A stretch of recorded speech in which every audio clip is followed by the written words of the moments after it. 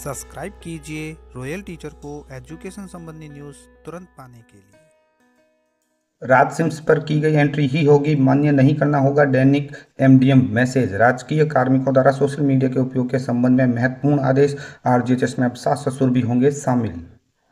जी हाँ साथियों, इस वक्त की बड़ी खबर की बात करें राज सिम्स को लेकर तो दोस्तों आप सभी जानते हैं कि अभी हम 1 अप्रैल का जो ओपनिंग बैलेंस है और उसके बाद की जो एंट्री है वो राज सिम्स पर कर रहे हैं। राज सिम्स पर करने के साथ साथ ही हम एक एसएमएस भी भेजते हैं, दैनिक एसएमएस 15544 पे 15544 पे जो मैसेज भेजते हैं, अब वो मैसेज हमें नहीं भेजना है। वो नहीं भेजने का कारण ये है कि अब जो राज सिम्स पर एंट्री है वही मान्य है, वही पोर्टल पे दर्शाई जाएगी, उसी को मान्य कर दिया गया है। अब ये एसएमएस आपको नहीं भेजना है। दूसरी और बड़ी खबर की बात करें कार्मिकों के संबंध में, तो राजकीय कार्मिकों के सोशल मीडिया उपयोग के संबंध में भी आदेश जारी किया गया है। इसके अलावा आरजीएचएस बहुत ही महत्वपूर्ण, आरजीएचएस में अब सास ससुर को भी ऐड किया जा सकता है। बात करें सबसे पहले और बड़ी खबर की, जो राजस्थान सरकार के कार्यालय आयुक्त मिड डे मील कार्यक्रम की ओर से जारी किया गया था। पीएम पोषण योजना में राज सिम्स एप्लीकेशन डेटा एंट्री किए जाने के क्रम में था। आप सभी जानते हैं इसके संबंध में आज वीसी आयोजित की गई, जो 11:15 पर शुरू हुई। इस वीसी में राज सिम्स पर एप्लीकेशन पर आपको किस तरह से एंट्री करनी है उसके बारे में बताया गया। साथ ही इसमें जो आदेश में महत्वपूर्ण बात बताई गई वो यही है कि पीएम पोषण योजना में जिलों द्वारा एमडीएचपी पोर्टल पर 15544 नंबर पर मैसेज एवं राज सिम्स एप्लीकेशन पर डेटा एंट्री की जा रही है। दिनांक 23 सितंबर 2024 से राज सिम्स पोर्टल पर की गई एंट्री ही भारत सरकार के पोर्टल पर प्रदर्शित होगी। यानी अब से 23 सितंबर से आप जो एंट्री करेंगे राज सिम्स पर, वो एंट्री ही भारत सरकार के पोर्टल पर प्रदर्शित होगी। तो 23 सितंबर, अब हम एंट्री तो 1 अप्रैल 2024 से कर ही रहे हैं, लेकिन 23 सितंबर से भारत सरकार के पोर्टल पर प्रदर्शित हो जाएगी। एमडीएमएच पोर्टल जो 15544 नंबर पर मैसेज किया जाता है सभी विद्यालयों द्वारा, अब विद्यालयों के लिए बाध्यकारी नहीं है। यानी अब मैसेज करना आवश्यक नहीं है, आप डेली एंट्री राज सिम्स पोर्टल पर कर सकते हैं। और समस्त विद्यालयों को निर्देशित करें कि सिर्फ राज सिम्स पोर्टल पर ही दैनिक उपस्थिति या अन्य सूचनाओं का अंकन करें। तो आपको रोज की रोज एंट्री है वो राज सिम्स पोर्टल पर ही करनी है। ये जो वीसी आयोजित की गई वो हम सभी के लिए थी। पीओ यूसीओ विद्यालय में जो एमडीएम कार्मिक है, एमडीएम प्रभारी है, उनके लिए इसमें भी यही बताया गया है कि दिनांक 23 सितंबर 2024 से राज सिम्स पोर्टल पर 100% दैनिक उपस्थिति का अंकन किया जा सके, इस बात का विशेष ख्याल रखें। दूसरी और बड़ी खबर की बात करें, government of Rajasthan financial department की ओर से एक नोटिफिकेशन जारी किया गया है, जिसमें यह बताया गया है कि अब आप परिवार में, यानी परिवार की जो डेफिनेशन थी उसको बदल दिया गया है। इस डेफिनेशन के तहत राजकीय कार्मिक अपने सास ससुर को भी इसमें ऐड कर सकते हैं। तो आरजीएचएस जो कार्ड है हमारा, राजस्थान गवर्नमेंट हेल्थ स्कीम जो है, उसके अंतर्गत अपने माता पिता के अलावा सास ससुर को भी आप शामिल कर सकेंगे। कैबिनेट के फैसले के बाद वित्त विभाग ने इसे लेकर अधिसूचना जारी कर दी है।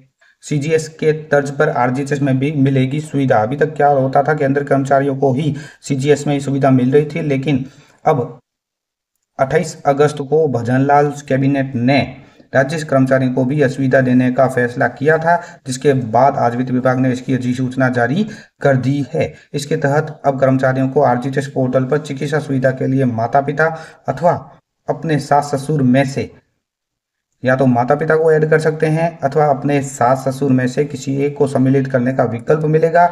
इसे लेकर आज वित्त विभाग ने राजस्थान सिविल सेवा चिकित्सा परिचर्या नियम 2013 के तहत नियम 3(9) में संशोधन कर दिया है।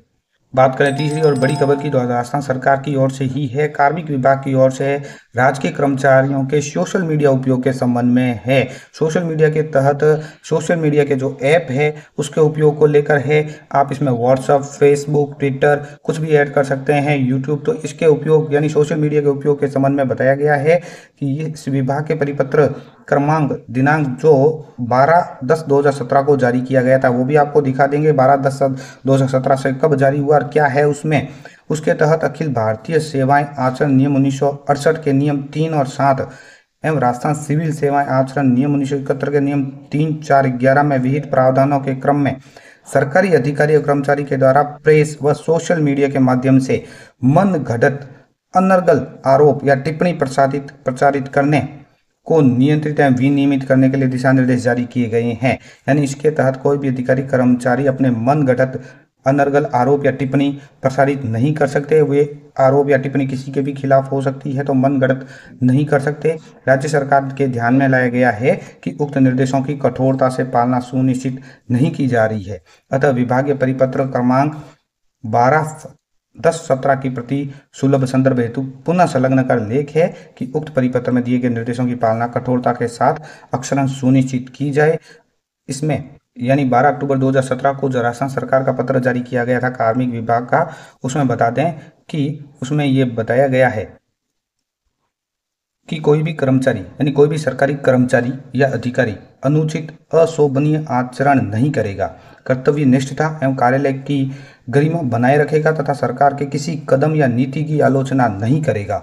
लेकिन इसके बावजूद कुछ अधिकारी कर्मचारियों के द्वारा उक्त नियमों की पालना नहीं की जा रही है एवं प्रेस व सोशल मीडिया के माध्यम से अन्य अधिकारी कर्मचारियों के विरुद्ध मनगढ़ंत तथा अनर्गल आरोप प्रसारित किए जाते हैं। उनके अनुचित अशोभनीय आचरण से कार्यालय की छवि धूमिल होती है। अतः समस्त अधिकारी कर्मचारियों को पुनः निर्देशित किया जाता है कि वह सार्वजनिक तौर पर किसी व्यक्ति विशेष अथवा किसी पार्टी अथवा संस्थान के विरुद्ध तथ्यहीन, निराधार या असत्यापित गरिमा व प्रतिष्ठा को ठेस पहुंचाने वाले अनर्गल मनगढ़ंत टिप्पणियां कतई प्रचारित या प्रसारित नहीं करें। यदि उक्त निर्देशों का किसी भी अधिकारी कर्मचारी के द्वारा उल्लंघन किया जाना पाया जाता है तो उसके विरुद्ध कठोर अनुशासनात्मक कार्रवाई की जा सकेगी। उक्त निर्देशों की पालना अक्सर सुनिश्चित की जाए। यानी कोई भी अधिकारी कर्मचारी किसी भी के खिलाफ किसी व्यक्ति विशेष या किसी पार्टी या संस्थान के विरुद्ध अगर तथ्यहीन है या निराधार है, असत्यापित है, तो ऐसी बातें अनर्गल मनगढ़ंत नहीं करेगा और नहीं इसको प्रसारित करेगा। आदेश के अनुसार इस तरह से व्यवहार करने से अगर आपका व्यवहार भी अशोभनीय है तो आपके खिलाफ कार्रवाई की जा सकेगी। तो ये 12 अक्टूबर 2017 का लेटर था जो मैंने आपको दिखाया। इसके अंतर्गत कार्यालय कार्मिक सरकारी कर्मचारी के से क्या उम्मीदें की जा रही है वो भी आपको दिखाई। आप सभी को एक बात बताना चाहूँगा कि आप सभी जो सोशल मीडिया का उपयोग करते हैं वो ध्यानपूर्वक कीजिए। चाहे आप व्हाट्सएप का उपयोग करते हैं तो जो भी मैसेज आए पहले उससे सत्यता की जांच करें, उसके बाद आगे फॉरवर्ड करें उस मैसेज को। कई बार अनर्गल टिप्पणी, अशोभनीय टिप्पणी भी किसी कार्यालय के खिलाफ आ सकती है और हम आगे उसको बिना सत्यता की जांच किए आगे फॉरवर्ड कर देते हैं। तो इस बात का विशेष ख्याल रखें।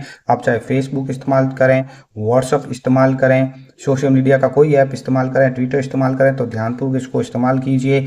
सरकारी कार्मिक हैं तो सरकारी कार्मिक को ये इन बातों का ख्याल रखना चाहिए। ये छोटी सी सलाह आप सभी के लिए थी। उम्मीद है दोस्तों ये वीडियो आपको पसंद आई होगी। वीडियो पसंद आए तो जरूर लाइक, शेयर और सब्सक्राइब कीजिए। पास में आने वाले घंटी के बटन को जरूर दबाएं एजुकेशन संबंधी न्यूज़ तुरंत पाने के लिए।